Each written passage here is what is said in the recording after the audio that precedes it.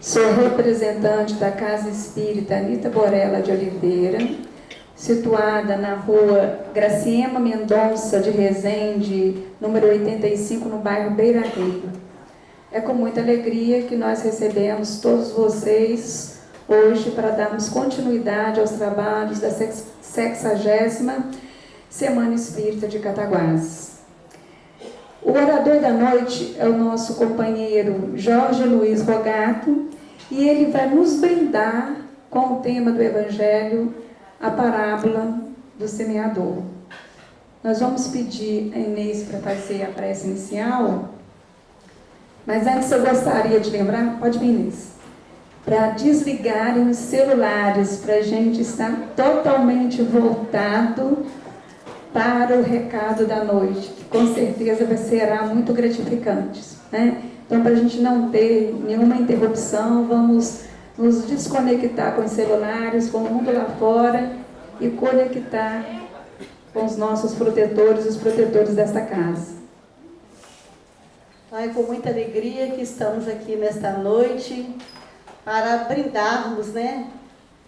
Mais uma semana espírita que tanta luz nos traz às nossas vidas, e vamos fechar os nossos olhos, pedindo ao Mestre Jesus, o nosso irmão maior, que possa, nesses instantes, fazer com que os nossos corações se sintonizem com a mensagem que o nosso companheiro Jorge, com tanto carinho, temos a certeza, ter preparado para a noite.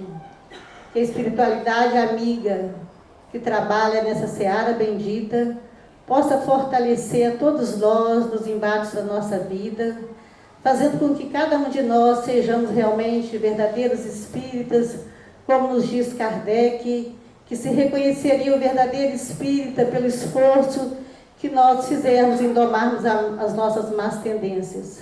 Que possamos sempre estarmos abertos a sermos a cada dia melhores do que fomos ontem.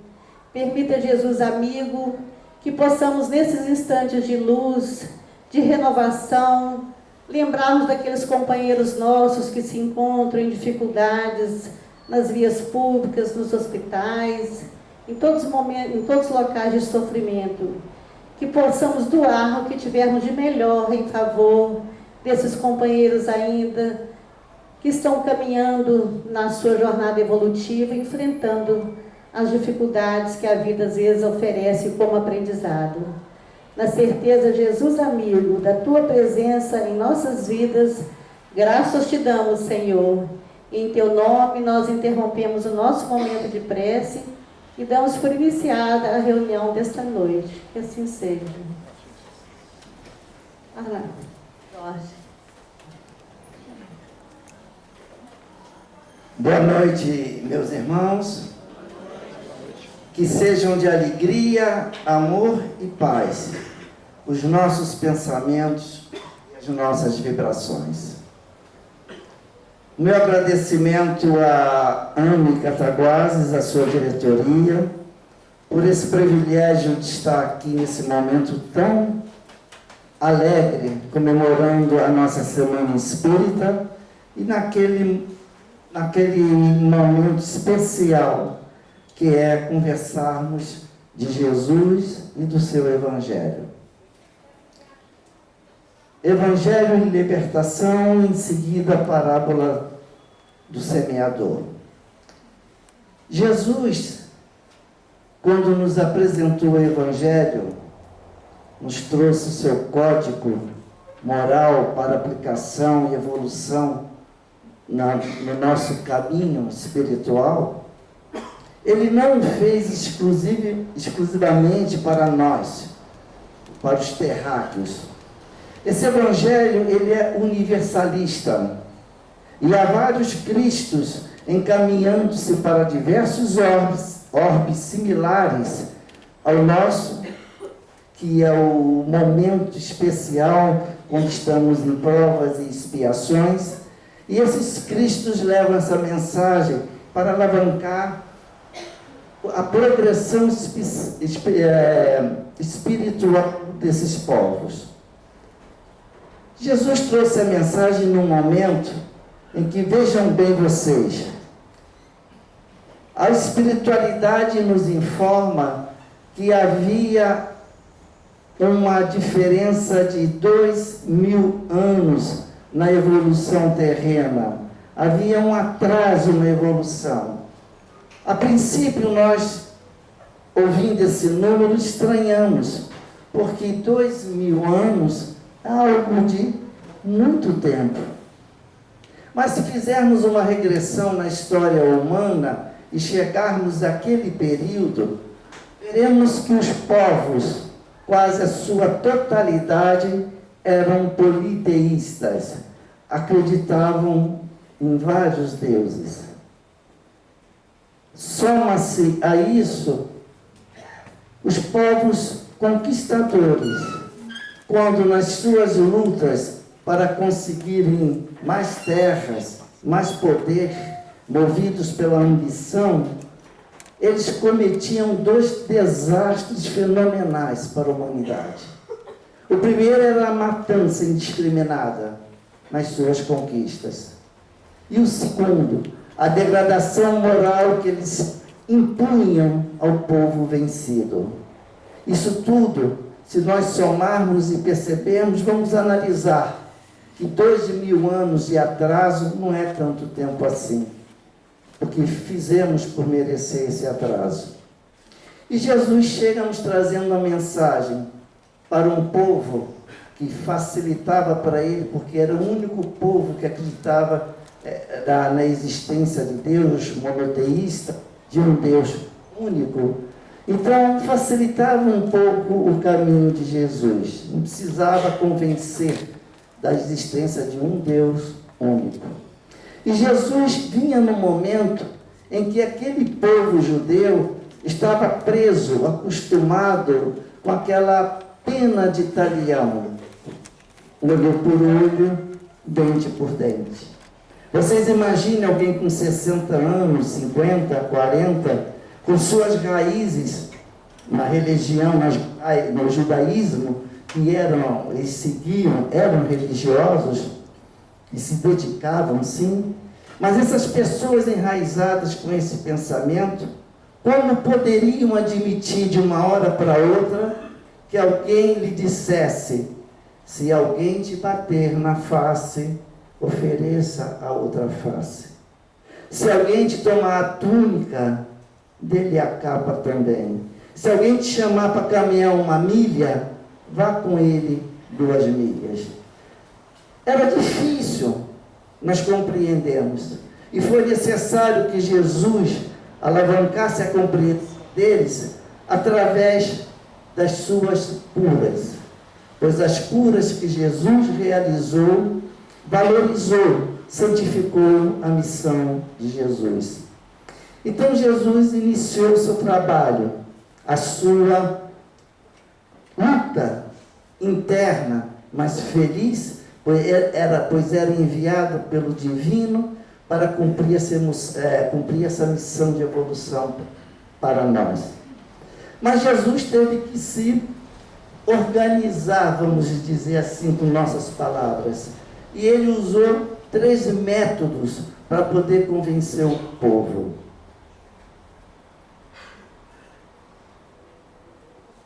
Na sua primeira ação, ele veio mostrar a sua realeza. Era necessário que acreditassem nele. Então ele traz a sua realeza. Eu sou o caminho, a verdade e a vida. Ninguém vem ao Pai a não ser por mim. Eu sou o caminho. Adentrem nesse caminho. Sigam as minhas pecadas. Eu trago a verdade. A verdade é a vida única, a vida eterna, a vida real. Vinde a mim, todos vós que estáis aflitos e sobrecarregados, que eu os aliviarei. E no caminho, seguindo as pegadas de Jesus, encontrando a verdade, com certeza com essa vida real, nós chegaremos ao Pai. Pois esse determinismo já está a caminho. Seremos todos anjos. Embora pareça hoje um pouco difícil de entender, mas nós seremos, não importa o tempo. Vinde a mim todos vós. Jesus chama aqueles aflitos, os sofredores, aqueles que estavam passando por dificuldades, suas necessidades, sem compreenderem por quê. Porque a lei de causa e efeito veio no século XIX.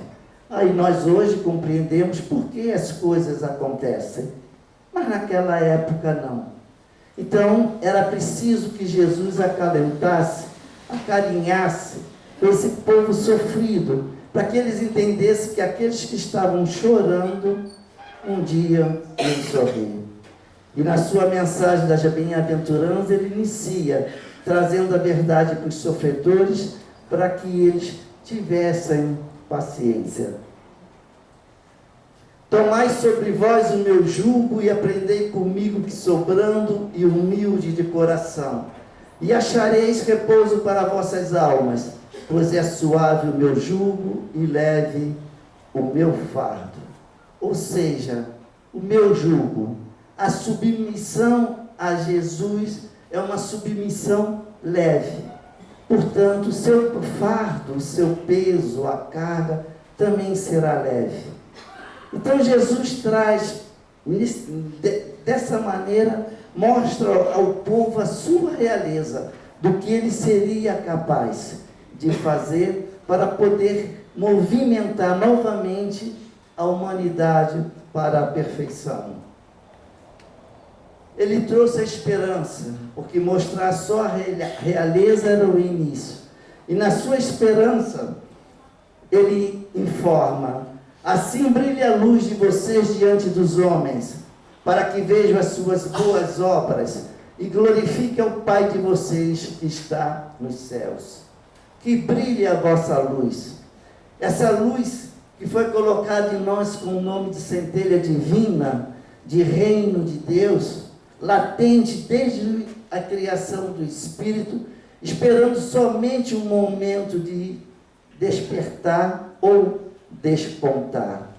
Essa luz está em todos nós, e é através dela que nós vamos manifestar a presença de Deus em nosso ser.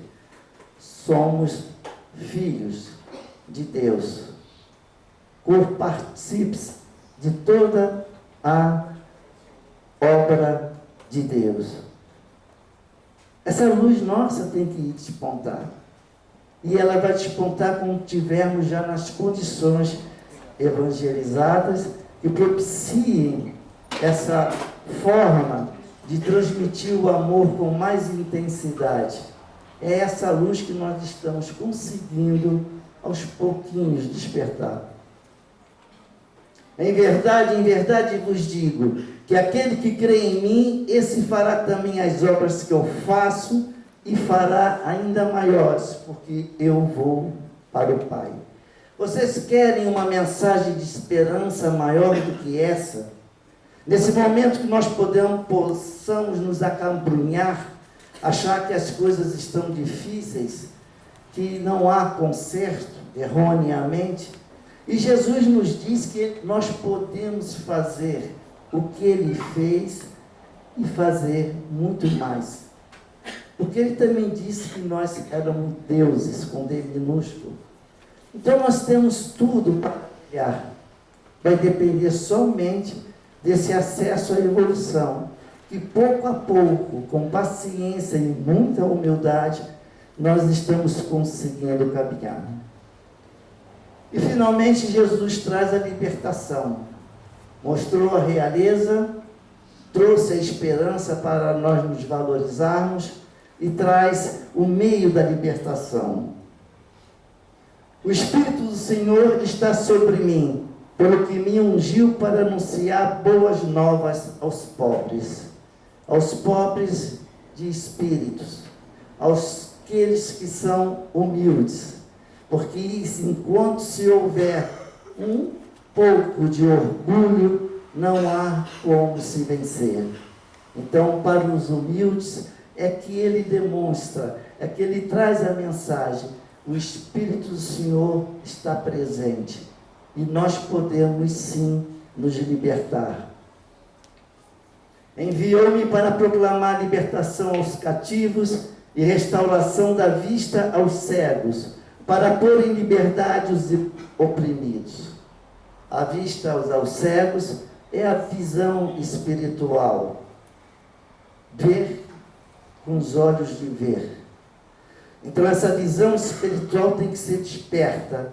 E o momento foi quando Jesus iniciou a sua obra. E esse homem, esse ser que conseguiu se evangelizar, que ele conseguiu passar por essa turbulência inicial, ele vai ter a última mensagem de Jesus, quando Jesus informa: e conhecerão a verdade, e a verdade os libertará. Mas que verdade é essa que pode libertar alguém? Libertar do quê? Libertar de quem, afinal? Alguns irmãos usam a palavra salvação, que viria a ser quase que sinônimo de libertação. Mas libertar de quem, do que e como? Então Jesus mostra a verdade. Essa imagem, que ela é muito conhecida na internet, uma imagem utilizada nas palestras, ela tem algo de especial nela. Ali nós temos um homem que se transforma, passa pela forma, deixa a forma de homem velho e passa a ser o que chamamos homem novo. É a evolução que ele alcança. E ele, pela verdade, descobre que quem ocasionou a prisão a ele foi ele mesmo, porque nós somos os nossos algozes. Com essa compreensão, nós nos libertamos e conhecemos a verdade, que é essa.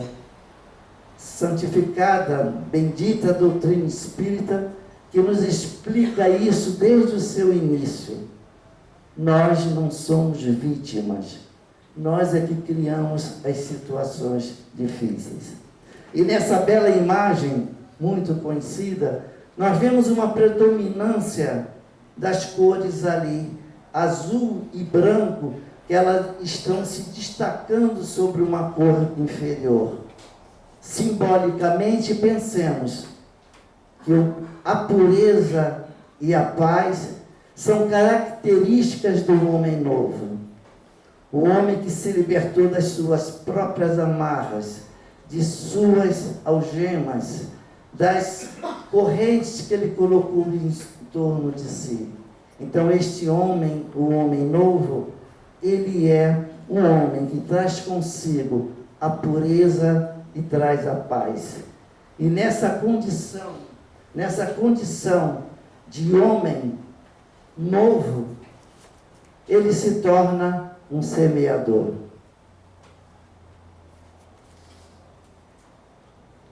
Por que um semeador?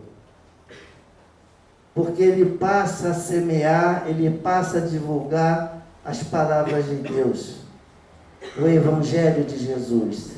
Ele vai ser um semeador na obra de Deus. É um homem especial, por isso ele teve que se libertar antes e conquistar. E esse semeador, ele vai ser mais um a participar de toda essa obra espiritualista.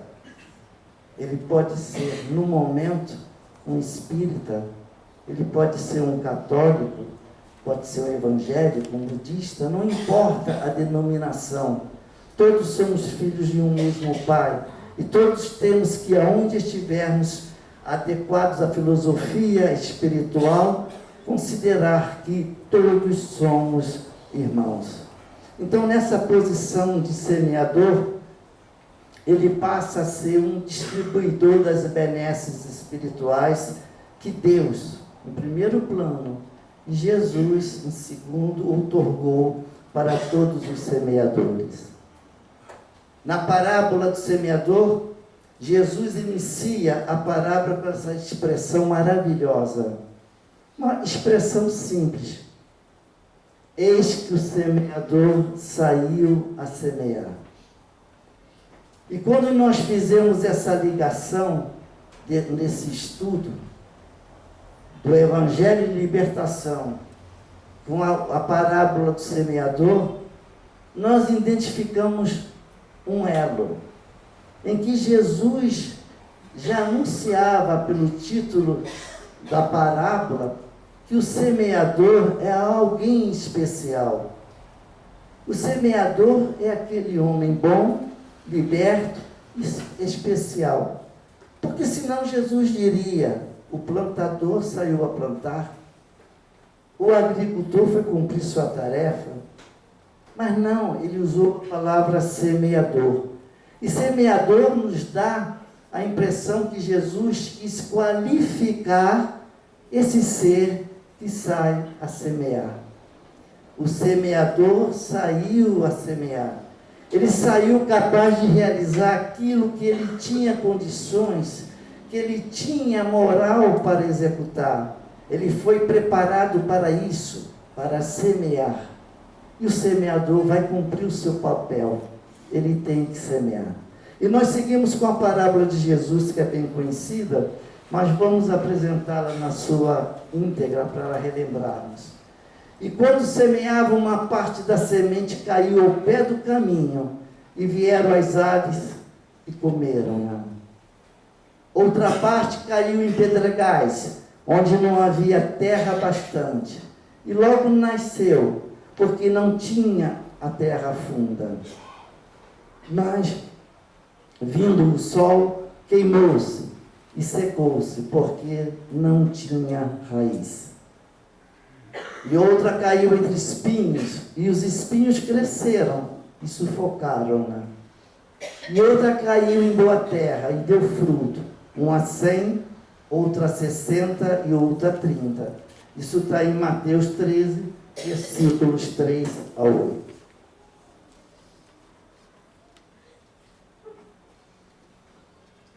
Após essa parábola, Jesus reúne-se com os apóstolos e vai explicar aos apóstolos o teor da mensagem. Então, ele ensina: quem quer que escute a palavra do reino e não lhe dá atenção, vem um espírito maligno e tira o que lhe fora semeado no coração. Esse espírito maligno era o vocábulo que Jesus tinha que usar para um povo que não tinha grande entendimento espiritual das coisas futuras. Então ele usou o espírito maligno como uma forma. Mas nós sabemos que quando nós não prestamos atenção às mensagens, não damos atenção aos conselhos ou aquilo que nos vem de informação, isso cai no esquecimento. Nós não nos interessamos. Então é simples assim. E nós sabemos também que quando, no caso hoje, com o conhecimento da doutrina espírita, que há a intercessão dos espíritos conforme a nossa guarda se abre, pelos vacilos, pelos erros que cometemos, então pode sim isso ser acelerado o nosso desinteresse. Porque se não houver interesse em se apreender aquilo que é útil, continuaremos sempre no mesmo passo. Por isso Jesus explica: e tira o que fora semeado no coração. Esse é o que recebeu a semente ao longo do caminho. Aquele que recebe a semente em meio das pedras é o que escuta a palavra e que a recebe com alegria no primeiro momento. Infelizmente, nós convivemos com isso. Assistimos muita euforia no início, mas quando as coisas começam a se tornar normais, porque o normal, num ciclo de provas e expiações, é a dificuldade. O normal não é o amor total. Ainda não estamos lá. Então é normal que tenham as dificuldades.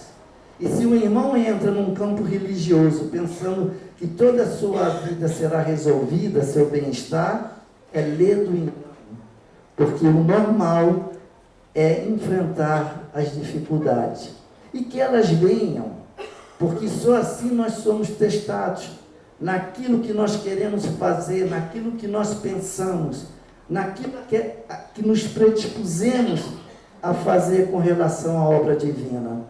Porque se ficar tudo muito tranquilo, não há como nós sermos testados. Então que venham as dificuldades. Mas não tendo nele raízes, dura apenas algum tempo, em sobrevindo reveses e perseguições por causa da palavra, tira ele daí motivo de escândalo e de queda. Aquele que recebe a semente entre espinheiros é o que ouve a palavra, mas em quem logo os cuidados deste século e a ilusão das riquezas abafam aquela palavra e a tornam infrutífera.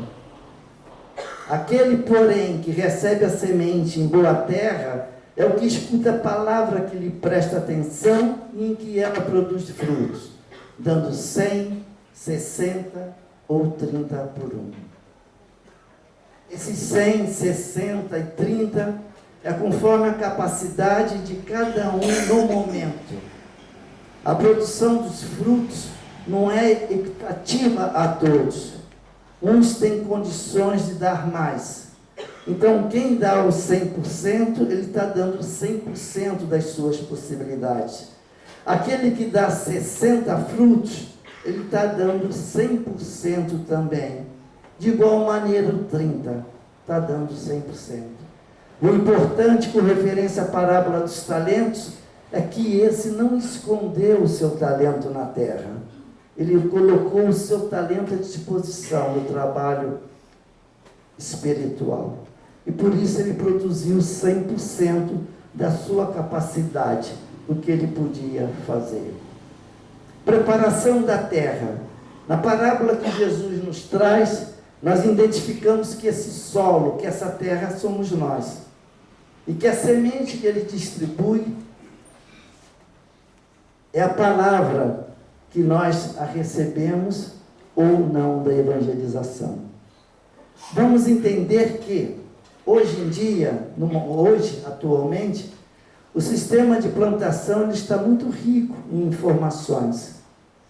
Hoje em dia, todo maquinário, tecnologia, e fazer uma plantação hoje se tem muito cuidado e requer esses cuidados. Mas no tempo dos judeus, para que nós possamos assimilar bem, entender, porque Jesus colocou pedregal, colocou espinhos na parábola, é que no tempo dos judeus, no tempo de Jesus, os judeus não tinham conhecimento maior sobre a agricultura. Eles plantavam o suficiente para o consumo doméstico deles. Então, o que eles faziam? Eles faziam a colheita, largavam o solo do jeito que tinha terminado a colheita. Nessa colheita, quando eles puxavam as plantas, vinham as pedras em volta e tinham os espinhos que tinham nascido junto com a plantação. Eles deixavam aquilo ali tudo desse jeito, até a próxima plantação. Quando chegava na época da plantação, eles simplesmente pegavam as sementes e jogavam as sementes no caminho, que era aquele lugar que eles tinham passado anteriormente para colher. Esse caminho que eles tinham utilizado já estava sedimentado, ele estava duro a terra.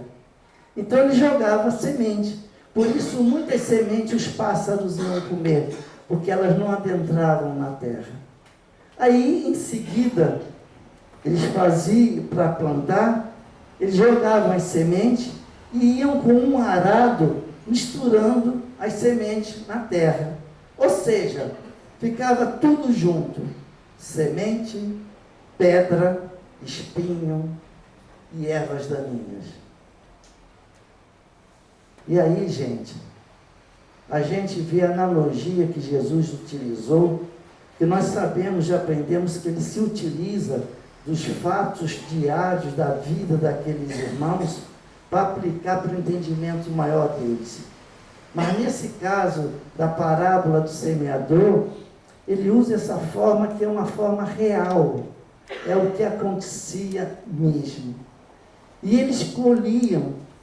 É lógico que a produtividade era uma produtividade pequena, porque eles perdiam muitas sementes pelo despreparo do solo. E nós vamos, então, a questão de estudos, tentar trazer para a nossa realidade o que seria esse tempo de uma plantação para outra que Jesus nos coloca. Nesta etapa, queremos dizer que nós permanecemos estagnados durante muito tempo de nossas vidas, sem qualquer alteração de nossas emoções, condutas e pensamentos. Então, por analogia, o período de uma plantação para outra, onde o solo, que na representação de Jesus seríamos nós, esse solo fica abandonado, somos nós, na nossa inércia, que não temos vontade de sair de uma posição de comodidade para enfrentar uma mudança que nós reconhecemos ser necessária. Todos nós reconhecemos aonde estamos falhando. Nós sabemos os nossos pontos fracos. Nós sabemos onde corrigir. Mas, daí a se movimentar para a ação, nós nos estagnamos. E ficamos assim, 6 meses, tempo que for necessário. É o período de uma plantação a outra. Ficamos estagnados durante muito tempo. E isso vai trazer consequências, que é com parcial ou total indiferença em relação ao mundo e às pessoas que nos rodeiam. Nós já aprendemos que somos elos de uma corrente gigantesca. Todos nós estamos interligados em pensamentos e em ações. Todos nós estamos necessitados de estar dependentes um do outro. E a nossa ação interfere no outro. Quando nos estagnamos, quando nós paramos e não evoluímos, nós estamos prejudicando de imediato aqueles que são os mais próximos de nós, aqueles que estão ao nosso lado. E por conseguinte, os demais irmãos. Simplesmente porque essa posição de se mover é difícil para nós. Porque a comodidade, de uma certa maneira, nos dá tranquilidade. Mas, mais uma vez, é um ledo engano. Tal situação gera um gasto de energia que nos incomoda, pois toda transformação, toda reforma gera incômodo. Essa energia que se gasta são os pensamentos que nós nos dedicamos e ficamos naquela dúvida, fazer ou não fazer? Sair do ostracismo ou não? Mas está tão bom assim. Deixa para segunda-feira eu começo. E vai vindo as segundas-feiras e nós não nos mexemos. Esse gasto de energia, ele vai nos prejudicar. Porque nós vamos ficar incomodados com essa situação. Porque as leis divinas gravadas na nossa consciência, elas estão clamando, vai à luta, rapaz, sai dessa posição, o destino teu é a angelitude, tem um longo caminho a percorrer. Isso gera um gasto de energia. Acima do tempo dos homens está o tempo de Deus. E este é eterno e ideal. Não importa o tempo que nós tenhamos para nos mexer, o tempo que será necessário para sair da inércia, mas um dia nós caminharemos. Há um ditado que diz que quando você para na frente do progresso e não acompanha, ele passa por cima de você. E assim é o tempo de Deus. Esse determinismo da angelitude, não há como fugir dele. Nós alcançaremos, todos nós, uns mais tempo, outros em menor tempo. mas nós conseguiremos estar lá. Então, em tempo de Deus é que é necessário. Por isso, o tempo de despertamento de cada um é diferente um do outro. Uns despertam mais cedo, aleluia, graças a Deus. Outros mais tarde. Mas o importante é que sempre haverá um tempo para esse despertamento. E quiçá sejam felizes aqueles que ao despertar, seja a idade que for, consigam seguir no caminho à frente. O semeador é o símbolo do homem pacífico, que lavra, semeia e produz, em vez de destruir ou prejudicar. Então, aquele homem novo que se tornou um semeador, a partir do momento que ele entonizou o amor em si, a partir desse momento que ele ama, ele nunca mais voltará a ser o que ele era. Não há retorno. Porque quem começa a amar, cada vez mais se encampeia no amor. A cada uma atitude benéfica que alguém que ama produz, se prende cada vez mais a esse amor e vai produzindo mais e mais. E a partir daí, nós esquecemos ofensas, dissabores, ataques, nada nos incomoda mais. Por quê? Porque já está o amor implantado. É o tarefeiro do Senhor que semeia a palavra redentora e distribui o ensinamento libertador do ilusório da matéria. A palavra espiritual, o pensamento espiritual é o que importa. Se nós conseguirmos levar esse pensamento à razão de todos, modificando o pensamento materialista, porque às vezes ficar deitado na rede durante longo tempo pode dar um enganoso prazer.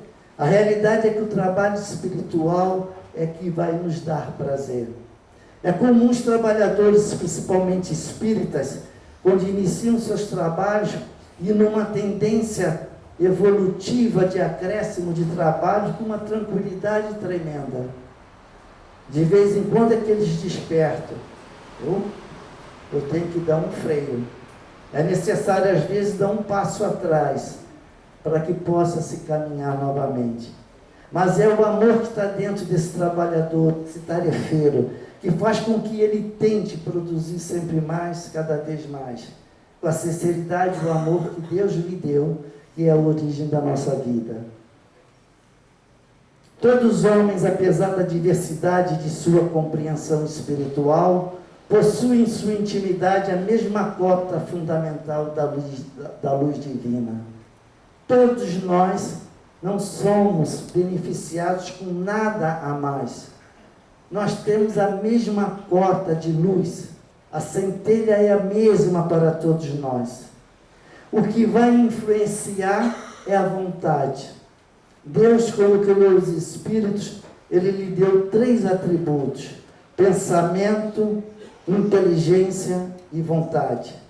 Desses 3 atributos, o mais importante é a vontade. A vontade é que alimenta a inteligência.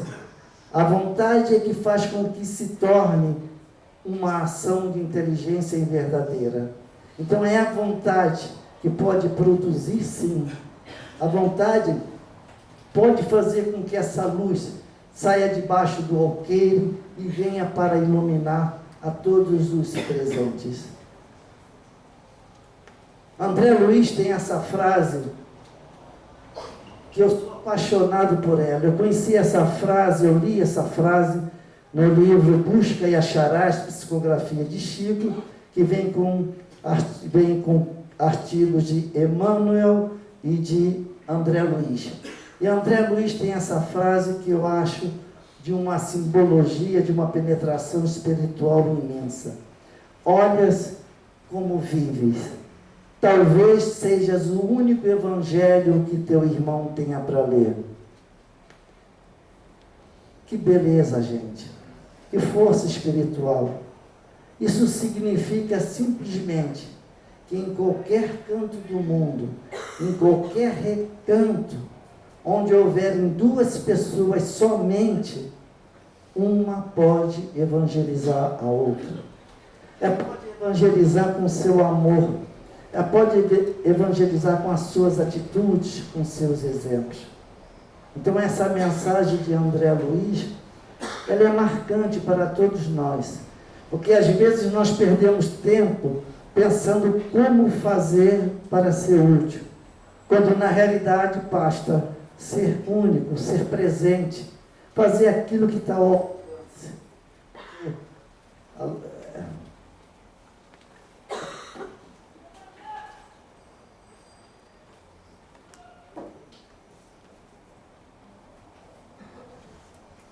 Basta fazer aquilo que está ao alcance de cada um.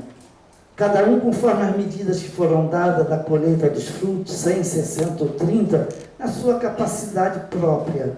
Não querer fazer mais porque o outro fez mais, é fazer o que está no seu limite. E assim nós podemos participar da evangelização de todos, na situação que nós estivermos. As fontes dessa pesquisa para o nosso trabalho foram o Evangelho segundo o Espiritismo de Allan Kardec, o Evangelho à Luz do Cosmo, Ramatiz, do irmão Gustavo Bassani, um artigo na revista Seara Espírita, e da irmã Angélica dos Santos Simone, um artigo também na revista O Consolador. Finalizando, batei a porta e ela vos abrirá. Essa mensagem de Jesus, nós somos estimulados a, em todas as dificuldades, batermos a porta e ela será aberta. Nós somos estimulados a pedir e nós obteremos. Mas, na sequência da vida, vai chegar um momento na evolução que as portas vão estar abertas para nós. Não será preciso bater a porta. A evolução espiritual nos levará para aquele local que está determinado para nós, onde as benesses espirituais, onde a alegria na convivência de irmão com irmão, onde a felicidade plena, sem aquela alegria vulgar, mas a alegria verdadeira, aquela alegria que traz o sentido da vida real, o sentido da vida de quem é espiritualizado. É essa alegria, é esse amor que nos conduzirão através da passagem do homem melhor, do semeador, para o plano espiritual que nós podemos chamar de paraíso. Sou grato pela presença de vocês, pela atenção e o carinho de todos. Que Deus os abençoe. E agradeço a AME Cataguases, a sua diretoria, por essa oportunidade de estarmos aqui falando de Jesus, do seu Evangelho. Que Deus os abençoe, graças a Deus.